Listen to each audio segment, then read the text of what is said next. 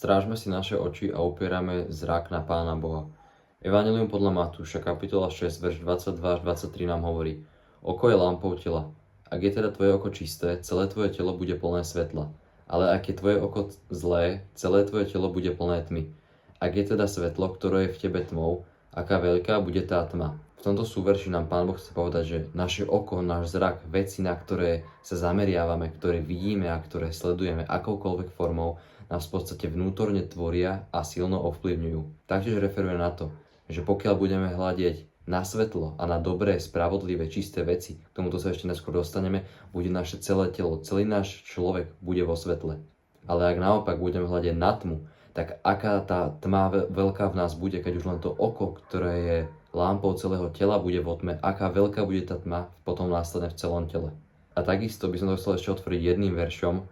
Kniha Prísloví, kapitola 4, verš 25 nám hovorí: Nech tvoje oči hľadia priamo a tvoje viečka smerujú priamo pre teba. To znamená, že my ako veriaci vieme, čo je náš cieľ, čo je naša cesta, čo musí byť naša priorita. Náš vzťah s Pánom Bohom, Pán Boh. To znamená denne sa snažiť čo najviac dokonalovať, pripodobňovať Pánu Bohu a snažiť sa čo najviac žiť a rozprávať a zmýšľať tak ako On. Čiže z tejto cesty nemáme my ustupovať. A na všetko iné, všetky tieto svetské veci a na všetko iné, na čo môže náš zrak dopadnúť, áno, je to nevyhnuté, pretože v týchto svetských riešných veciach nedokážeme sa im vyhnúť. To by sme tu proste nemohli byť. Ale musíme si dávať o to väčší pozor, keďže vieme, na čo hľadieť máme, a v tomto videu si chcem s vami prejsť pár bodmi a dôvodmi, prečo je dôležité, aby sme strážili náš zrak, na aké veci sa pozerať a od akých naopak náš zrak odvrátiť. Ako som už na začiatku načrtol, prečo si treba strážiť oči, náš zrak a to, čo vnímame. Môžeme vnímať rozličné veci, buď to, čo vidíme, proste čo sa deje vonku, vo svete alebo v prírode, všelijaké problémy, starosti, katastrofy, ale aj reelska, napríklad sociálne siete, seriály a filmy. Všetky tieto veci nás taktiež vlastne tvoria a ovplyvňujú, pretože všetko, čo vidíme, spadá do tej kategórie, čo nás ovplyvňuje. Čiže akýkoľvek content, v akýkoľvek forme, musíme si dávať veľký pozor na to, aký je to content. Musíme si dávať veľký pozor na to, čo vlastne prijímame a uvedomujeme si to vlastne, ako nás to ovplyvňuje. Pretože tie videá a situácie a všetky tieto problémy a starosti a rozruchy v živote, nejaké filmy alebo seriály, ono to vážne ovplyvňuje naše emócie, naše názory, naše postoje voči nejakým iným ľuďom alebo rasám, alebo pohľady na nejakú situáciu vo svete alebo na nejakú určitú skupinu ľudí. Proste ono nás to doslova buduje, ako zmýšľame, a dosť často práve takéto nejaké seriály, filmy a reelska hovoria veci iba z toho jedného pohľadu, ale z toho sa to zameriavajú. Teraz hovorím úplne vo všeobecnosti, nehovorím nič konkrétne. Čiže vážne musíme, tak ako som v minulom videu hovoril, musíme skúmať aj takisto to, čo sledujeme a to, čo príjmame do seba samých, pretože veľmi nás to ovplyvňuje do veľmi veľkej miery. A preto treba hľadiť na to, čo nás Pán Boh povoláva, na Boha, na jeho zákon, na evanjelium.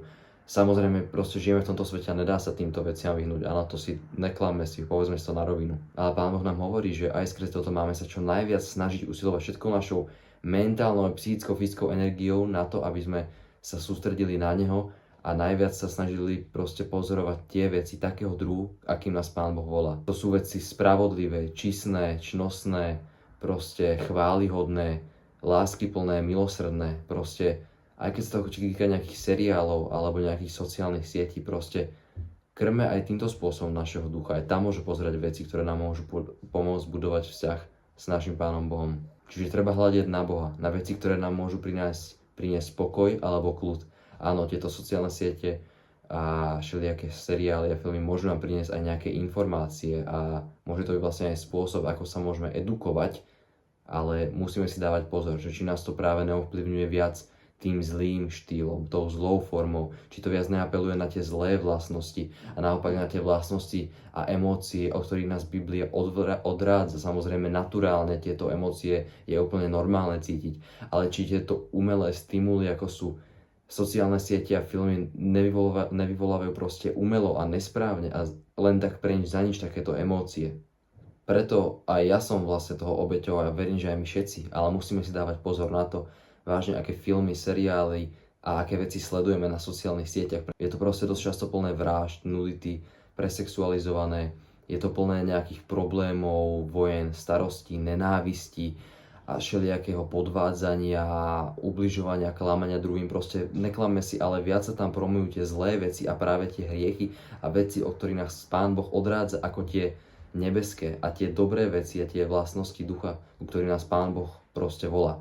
Ako záleží veľmi to, čo pozeráme, ale buďme úprimní, drevná väčšina seriálov a filmov a práve je o tomto. Proste tá nenávisť, nejaké podvody, nejaké klamstvá, proste hej, všade sama nahota. A dosť často aj na tých sociálnych sieťach príjmame zbytočné informácie, proste nejaké prebytočné veci, ktoré by nás ani nemuseli niekedy tak ovplyvňovať a hrať sa s nami tak, ako nás ovplyvňujú. Ale toto je téma celkom na iné video. A práve preto je to veľmi dôležité a zároveň to tak nevidné, lebo človek si to tak ľahko nezbadá, neuvedomí a nespozoruje, že proste tento seriál, ktorý pozerám už 4 mesiace, ma môže proste nejak podvedome ovplyvňovať a do budúcna ovplyvniť nejaké moje rozhodnutia alebo nejaké moje zmýšľanie alebo postoj k niečomu. Ak je to dobré a v dobrom svetle, OK, to sa kvituje. A pokiaľ sa to nezhoduje s tým, čo u nás Pán Boh volá, tak si musíme dávať vážne pozor na to, či sledujeme dobré veci. Pretože tie problémy, keď bude naše oko v tme a následne bude kvôli tomu aj celé naše telo v tme,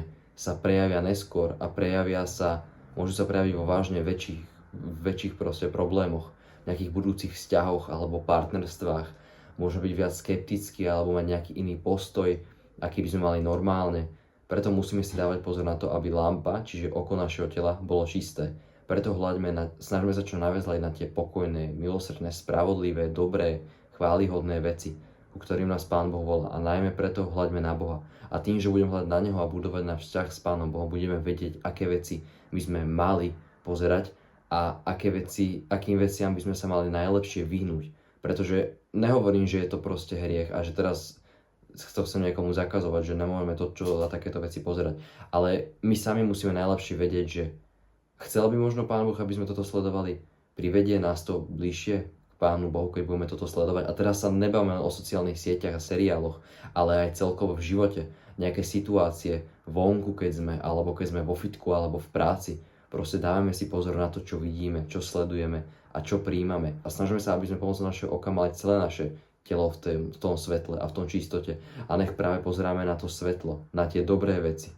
A keď už vieme, že to tak nevinné a neškodne vyzerá a pritom je také dôležité, nebuďme ako ľudia z tých, ktorí žijú v tomto svete, ktorí proste nepoznajú Boha, že nechajú nejakým seriálom alebo sociálnymi sieťami, nejakým influencerom proste diktovať a stanoviť si seba, nejakú svoju osobnosť, alebo si na tom tak zakladajú, že sa až s tým totožňujú a nechcú byť tým originálom, ktorého nás Pán Boh každého stvoril v svojom obraze.